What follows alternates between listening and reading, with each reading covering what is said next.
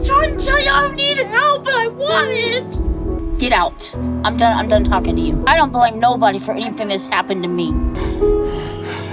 I hate this car!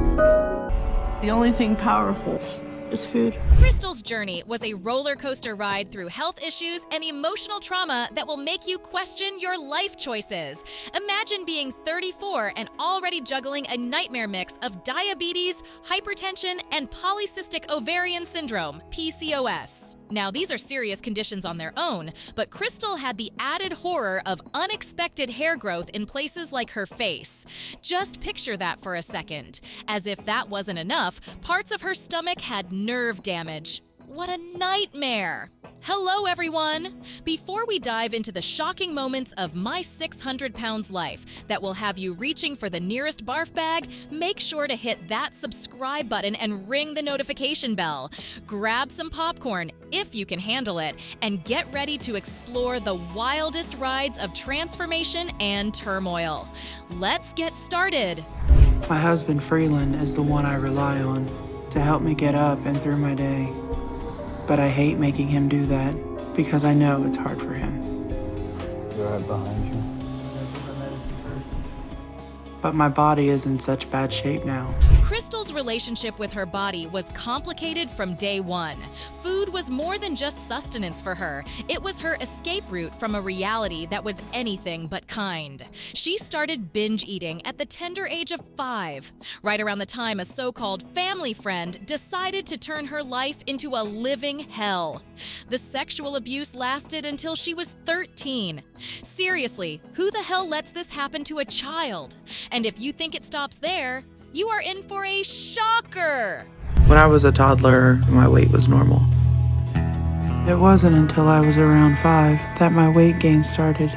Christmas Eve, right before I turned 5 years old. We went and stayed with some family for the holidays. And that's when one of them molested me for the first time. After that, my life was never the same. But that was just the start of it, because it lasted until I was 13. Crystal faced even more physical trauma from her mother's partner. The abuse wasn't just directed at her, but also at her sisters. By the time she was 10, Crystal weighed over 250 pounds. Food had become her sanctuary in a world filled with monsters. But here's the kicker. Is there a way out of this vicious cycle of addiction for her? And food became that for me. Food made me happy. And when I needed that, I ate. So that's when I really started gaining. And by the time I turned 7, I weighed about 150 to 200 pounds. So I was putting on weight quickly, and that didn't really change. Fast forward, and Crystal finds herself in a do-or-die situation. Meeting Dr. Nowzaradan was like a bucket of ice water to the face. At a staggering 618 pounds, she was living a lifestyle that would make anyone gasp. How about sleeping for 15 to 16 hours a day and starting your day with ramen noodles and cheeseburgers? Dr. Now was beyond shocked. But what's his game plan for Crystal? Ramen noodles, cheeseburgers, sandwiches, like lunch meat sandwiches, chips, Okay. stuff along that line. Okay. And that's breakfast. Yeah. And then after that, what do you do? Sometimes I'll take a nap or go sit in the front room and watch a You movie. just woke up, you take a nap? Yeah. Okay. And what time you go to bed? I'm usually in bed by 7:30. So you sleep from 7:30 till 11 o'clock next day? Dr. Now's advice? Cut the sleep down to 8 hours and start seeing Dr. Paradise, a psychotherapist. Dr. Paradise recommended journaling as a way for Crystal to confront and process her trauma. He even hinted at the depth of her unspoken pains, saying, "You have kept so much inside. You probably have books inside of you of things that have never been said." Could this be the key to a lasting transformation for Crystal? Homework for you is going to involve journaling. And I want you to use that journal as a way to start being a little vulnerable in your writing. Okay. Because you were quiet for so long. You kept so much inside. You probably have books inside of you of things that didn't get said. So start writing it now. Okay. Get it out. Okay. Initially, it seemed like Crystal was on the right track. At her second checkup, she weighed in at 591 pounds. Dr. Now then challenged her to lose 80 pounds in the next 2 months. Crystal took on the challenge head-on, and by her next visit, she had dropped to 526 pounds, earning the green light for surgery. But would she keep up the pace? Because overall now you lost 91 pounds. So that's good. Do you feel a big difference in your day-to-day with that? Yeah, I'm able to get around easier and I can walk for longer before I get tired. So I'm definitely noticing a difference in what I can do and all that. That's good. I'm glad to see all your progress. You didn't make it to an 80-pound goal, but you're losing more per month this time. And in total, you're getting close to losing 100 pounds. Just when it seemed like Crystal's journey was headed towards a happy ending, life threw her a curveball. She disappeared for 7 months, missing her appointments. When she finally returned, her weight had climbed back up to 579 pounds. This setback meant she was no longer eligible for the weight loss surgery she had worked so hard for. It turned her story into one of the most heart-wrenching tales of what could have been on the show. A story of hope, despair, and the sheer unpredictability of life. I understand that, but you said gaining, so that's the issue. So I'm still able to get weight loss surgery? Not while you're gaining. I told you that. But this is what we can do. You have shown me you can do this once, so I'm confident you can do it again. So make plans to move to Houston and come down here. And if you do that, we'll check your weight then. Ryan's life was no walk in the park. He was essentially glued to his recliner chair, unable to stand or handle even the simplest tasks. How does one even get to that point, you ask? Well, it was a slow-motion train wreck that started way back in his early days. His mother and stepfather were not exactly parent material, to say the least. Parental guidance? More like parental negligence. Jeff's real son until later on. It always made me feel like I was this burden or problem he wanted gone. And then my choice from that was to turn to food, because it always made me feel better, you know? You feel bad, you eat a donut. And that's how I coped with a lot of things. Turned to food to get the comfort that I was looking for, and it filled that void, so food became my best friend. So I started to eat a lot, and I started gaining from that. With no one to lean on, Ryan turned to food for comfort. It became his escape from a world that seemed hell-bent on making his life miserable. By the time he was 17, Ryan was dealing with a jaw-dropping weight of over 300 pounds and a severe drug addiction. Yeah, 300 pounds in drugs at 17. If that does not make you want to reach for a bucket, I do not know what will. Freshman and sophomore year, I partied pretty hard. I smoked a lot. I drank more than any parent knows I did. I was still eating all the time also.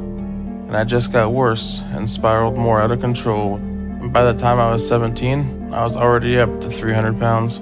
But that was a bad year for me because that was my junior year and I got caught with a gram of marijuana.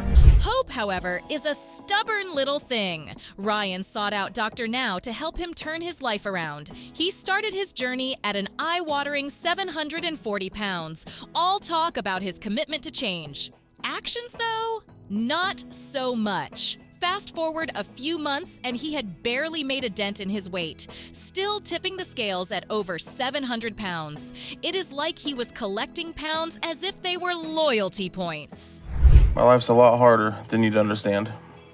I heard that a lot of times, but that's not the issue. The issue is whether you're gonna keep making excuses and blaming everything else for your situation, or if you're ready to wake up and get your life together. I'm ready to do what I need to get healthy, Dr. Now. Alright, so if food is destroying your life... Despite this, Dr. Now gave Ryan another shot, setting a goal to get below 650 pounds. But here is the twist.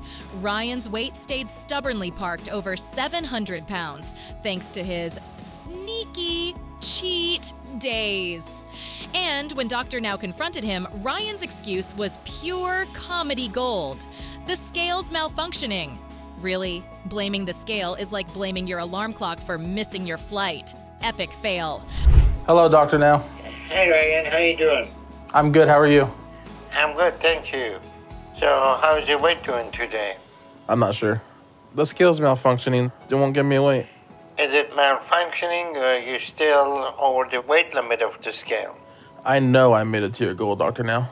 I worked hard, so I'm at least under 650 pounds right now. So you believe you're under 650 pounds? That's correct. All right. Ryan's defiance did not stop there. He went full rebel, indulging in junk food as if it was his sworn duty. Missed appointments, ignored calls, and a deep commitment to fast food over health. Ryan's story was like a tragic sitcom. I mean, how do you even rationalize choosing a cheeseburger over a life-saving phone call with Dr. Now? Working hard to lose the next goal amount the Dr. Now gave me. So when I get there, I'm down to 590. But now that I made it to this point, I need to go back to how I was doing the diet before my mom intervened, where I had my cheat days. Because that got me through the first month of doing this, and not being able to have that made the last couple months way too hard. So I'm letting myself go back to my way. Dr. Now's patience is the stuff of legends. He kept giving Ryan chances, but Ryan kept throwing them away like they were empty pizza boxes. Every time he had the house to himself, it was junk food fiesta time. Clearly, seriousness was not on his menu. It is like he was on a mission to break every diet rule in the book. But, we're doing. Pushing along. Well, you haven't been answering your calls, so we haven't been able to get in touch with you and see what's going on. Interesting. This is the first time I've seen you call because I have you on my phone under Dr. Now, so I haven't had any missed calls from you. Well, you miss a lot of calls from me. Eventually, even the saintly Dr. Now had enough. Ryan's pattern of missed calls, ignored appointments, and undying love for junk food led to his removal from the program. It was a saga of ignorance and epic failure. Ryan Barkdoll's story is a cautionary tale of missed chances and broken promises, showing just how tricky it is to align our plans with our actions. I'm going to call him on the phone.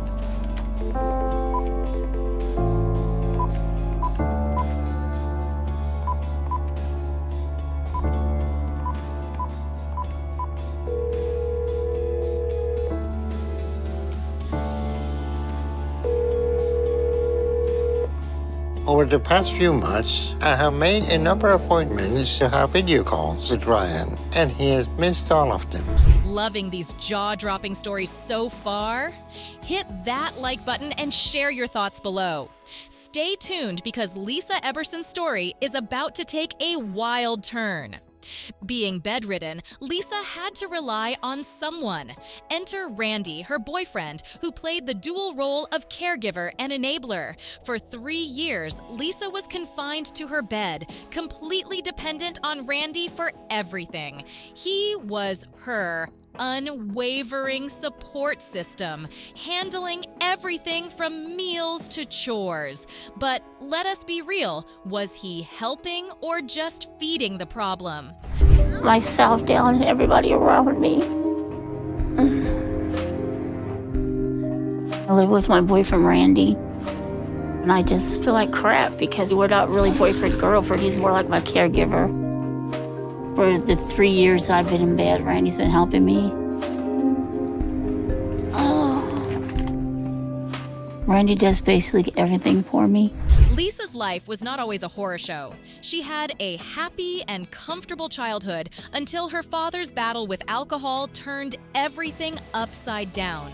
Imagine going from a peaceful home to witnessing violence regularly. It is like flipping a switch from Disney Channel to a horror flick. This trauma marked the beginning of her struggles, but oh boy, it was just the beginning. We've never really recognized Lisa's weight because all of us was heavy back then except for Robin, the other sister. Growing up, my life was chaotic. My dad was an alcoholic. He wasn't at first. He was a real good dad when we were younger, but then he got into drinking and started beating on my mom and everything. So just that situation there made me turn to food. Food became a comfort to me because By the age of 13, Lisa's life took another dark turn when she was unfortunately raped by 2 men. This left her with deep physical and mental scars, pushing her into severe mental health struggles. It is like life was playing a cruel joke on her, one traumatic event after another. Seriously, can someone cut this woman a break? she did whatever she could to take care of us. And as kids, used to spend a lot of time home alone. Go do whatever we wanted to do. Cry and eat. When I was 13, life changed a lot. I was at a friend's house. People I thought were friends. I was just at the wrong place at the wrong time. And I got raped. And it just happened. There's 2 different guys. I never told a soul, not even my mom. And I started eating a lot after that. After enduring such horrific experiences, Lisa turned to food. It became her safe haven, her armor against the pain and memories, but also her prison. Fast forward to 51, and she found herself bedridden, caught in a relentless cycle of compulsive eating. Her reliance on food grew stronger, and one cannot help but wonder if she will ever break free from her self-made prison. Change this, I just have to do it. I don't have a choice. I want to change really bad. I want my life back. I mean, I must be pretty bad if people don't want to come visit me. I mean, it's nobody's fault but my own that I put all this weight up and I wanted this bed. Lisa's initial meeting with Dr. Now was through a video call because she could not move around easily. She weighed in at 637 pounds, although Dr. Now suspected she might actually weigh even more. He recommended a strict 1,200-calorie diet plan, aiming for a 75-pound weight loss within 2 months. But the real question was, would Lisa commit to the diet? As I understand it, you're reaching to me because of your weight and the fact that you're bedridden. Yes, sir. Okay, so what is your weight? 637. You look like you could be a little bigger than that. So how old are you? I'm 51. So what is your mobility? I can't get out of bed unless I get someone to help me get in a wheelchair. Spoiler alert, she was not too keen on following through, especially with physical therapy. During their second appointment, Dr. Now had a chat with Randy about his role in bringing her food. Randy's logic? If she asks for food, I will bring it. Talk about irony. It is like saying if she asks for poison, I will bring that too. Feeding her a lot. If you give her a protein bath, then she should be able to lose enough weight to get out of the bed. But she's not able to do that. So why are you overfeeding her? Because she asked me not to get it for her. So if she asks you, you're obligated to bring it to her? Yes. What happens if you don't bring it? Is she going to get up and go get it? As her journey with Dr. Now progressed, Lisa's resistance only seemed to grow. Despite Dr. Now's efforts and giving them another shot, Lisa continued to cancel appointments. When she did meet the dietitian, it ended with Lisa yelling at her to leave. Her attitude did not improve with the physical therapist either, who got a not-so-friendly boot as well. You're wasting my time. What would you rather be doing? I don't know. Leave me alone, lady. Sometimes when we get angry and frustrated, we want to blame other people and have them take Okay, it. this is over with. Get out. I'm done talking to you. Give me my book. I don't blame nobody for anything that's happened to me. Lisa, is part of you afraid of getting help? After a series of refusals and missed appointments, Dr. Now's last-ditch effort to help with a physical therapist was met with the same hostile reception. Lisa's rudeness did not spare even Dr. Now, showing attitude and abruptly ending his call. But life loves its curveballs. After Randy's passing during the COVID period, Lisa had a wake-up call. She reached out to Dr. Now, ready to commit to her weight loss journey. It was a late realization, but as they say, better late than never. I wanted to check and see how you're doing since you have been at home from hospital for the past month. I seem to be doing okay. I'm glad to hear that. That's more positive than you usually answer. So I'm happy to hear that. But, well, how are you doing with the PT? Because they tell me you were cooperating. Dolly Martinez's story is an emotional roller coaster with enough jaw-dropping moments to make your head spin. At just 25, Dolly realized she desperately needed to change her life. Her health was hanging by a thread, dealing with congestive heart failure and a dependence on oxygen. Imagine needing help just to breathe. Dolly's situation was that dire from the start. And who does she turn to? None other than Dr. Now, the tough love bariatric surgeon. I can't even get out of bed anymore without needing help. Shy. I live with my mother, but my best friend Cheyenne helps me when she's here sometimes. Good morning. Cheyenne is a big girl like me too, so she understands where I'm coming from. Let's dive into Dolly's daily grind. Her routine: 8 hours of TV, snacking, and naps. That is a whole lot of screen time and not much else. Her diet: mostly sugar. Picture her shopping cart in the grocery store, zooming straight to the candy aisle and piling up every sweet treat in sight. Brownies, ice cream, you name it. Dolly herself compared sugar to her cocaine and heroin. That is one intense sugar addiction. My mom would find the wrappers and get mad at me, but there's nothing she could do, really. In kindergarten, I was diagnosed with attention deficit disorder, oppositional defiant disorder, and bipolar disorder. I know that I am a little special ed because I have mental issues, but teachers made me feel like I was more special ed than I am. It just made me want to eat more. And by the time I was 7, I was 120 pounds. A few years after my dad left. Now, here's where it gets even crazier. Dolly's husband actually admitted he preferred her at a larger size, which was a major reason he married her.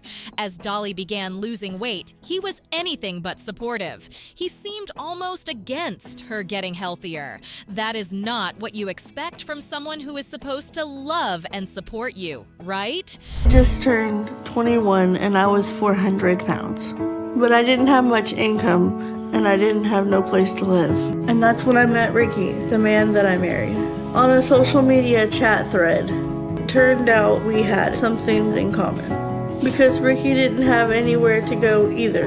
Ricky lived close to me, so we met in person. Things got even more complicated when their daughter was born. Just 6 days later, Child Protective Services stepped in and took her away because Dolly and her husband could not provide a safe environment. Her mom, Stacy, had to step in to take care of her. Talk about drama in such a short time. She's the most precious thing you never... She's a beautiful child, beautiful spirit. She's just full of life and full of energy. I certainly didn't know 3 years ago I was going to be a mama, basically, again. I was given this child by CPS when she was 6 days old.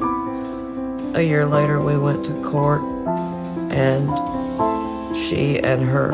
Amidst all this chaos, Dolly's first weigh-in with Dr. Now showed she was 593 pounds. She tried to mend things with her mom, but ended up back with her unkind husband. After more bad times, she wound up in a homeless shelter. That is where she met Philip. Within 6 weeks, they were engaged, even though they still did not have a stable place to live. Well, me and Philip finally found a house to move into. It took a lot longer to find an option we could afford than I thought it would. But we finally found one, which means I can go back and see Dr. Now. With her life in utter chaos and not losing enough weight, Dr. Now could not approve her for the surgery she hoped would be life-changing. By the end of her episode, Dolly had lost just 40 pounds in almost a year. Dolly's story is a harsh reminder of how tough life can get and the power of staying hopeful no matter what. It is like watching a train wreck in slow motion. Thanks for sticking around. If you enjoyed this video, make sure to smash that like button and subscribe for more jaw-dropping stories. Share your thoughts in the comments, and don't forget to hit the notification bell so you won't miss what's coming up next. How long you know your best friend? For maybe a year. It feels like we've known each other forever, though. Well, that's not reality. Reality is that you're choosing the support system with the people you don't really know. After you rejected the support system you needed with your mom.